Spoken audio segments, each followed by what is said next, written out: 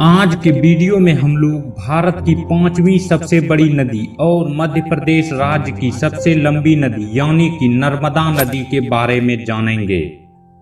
तो दोस्तों, पूरी जानकारी के लिए वीडियो को पूरा देखिएगा और चैनल को सब्सक्राइब और वीडियो को लाइक जरूर कीजिएगा। तो चलिए शुरू करते हैं। नर्मदा नदी को रेवा नदी भी कहा जाता है और यह नदी भारत की 5वीं सबसे बड़ी नदी है और मध्य प्रदेश की सबसे लंबी नदी है। इस नदी को मध्य प्रदेश और गुजरात के कई मायनों में अपने विशाल योगदान के लिए मध्य प्रदेश और गुजरात की जीवन रेखा के रूप में भी जाना जाता है। अगर दोस्तों हम लोग नर्मदा नदी के उद्गम स्थल की बात करें तो नर्मदा नदी का उद्गम मध्य प्रदेश के अनूपपुर जिले में विंध्याचल और सतपुरा की पर्वत श्रृंखला के पूर्वी संधि स्थल पर अमरकंटक में नर्मदा कुंड से हुआ है।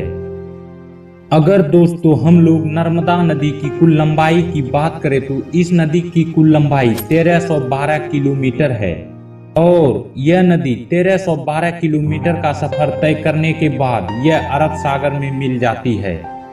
अगर दोस्तों हम लोग नर्मदा नदी पर बने बांध की बात करें तो नर्मदा एक पवित्र नदी है और इस नदी पर अनेकों बांध का निर्माण किया गया है, जिसके कारण नर्मदा नदी के जल से खेतों की सिंचाई की जाती है और नर्मदा नदी के किनारे बसे शहर और गांवों के लिए पानी की व्यवस्था भी की जाती है। नर्मदा नदी पर बने प्रमुख बांध बारगी बांध है।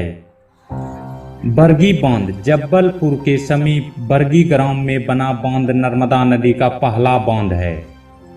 इस बांध की ऊंचाई लगभग 70 मीटर है और लंबाई लगभग 5.5 किलोमीटर है। इसके अलावा इसी नदी पर सरदार सरोवर परियोजना भी बना हुआ है।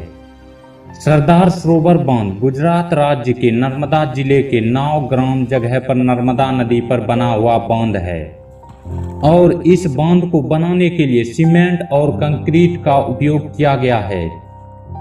सरदार सरोवर बांध की लंबाई 214 किलोमीटर है और दोस्तों मैं आपको बता दूं कि सरदार सरोवर बांध भारत का तीसरा सबसे ऊंचा बांध है।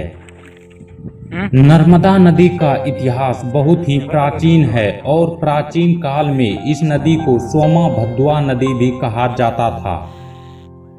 नर्मदा नदी भारत की एक ऐसी नदी है जिस नदी में नहाने से सारे पाप धुल जाते हैं और इस नदी का जल भी काफी पवित्र है। नर्मदा नदी के किनारे 12 ज्योतिर्लिंगों में से एक ओमकारेश्वर ज्योतिर्लिंग भी स्थित है। तो दोस्तों आज इतना ही। अगर आपको यह वीडियो अच्छा लगा हो तो कमेंट बॉक्स में जरूर बताएं और अब हम लोग मिलते हैं एक नए वीडियो में एक नए इंटरेस्टिंग टॉपिक के साथ।